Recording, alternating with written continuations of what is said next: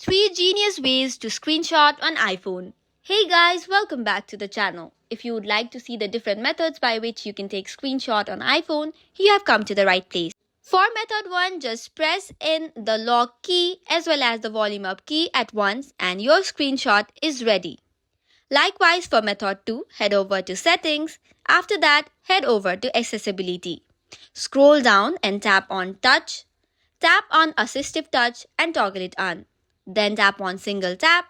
From the list, you will have to now select on screenshot. This is under the system option.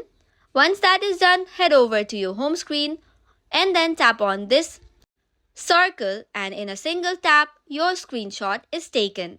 Now let's go for the third method. For this, head over to the settings again. Go to assistive touch again and toggle it on.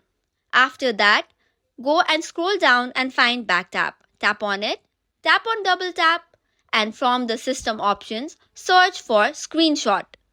Tap on screenshot and you are good to go. Now you just have to double tap on the back of your phone and the screenshot is taken. So that is all for today's video. For more such contents, do not forget to hit the like and subscribe button. Thank you and keep watching.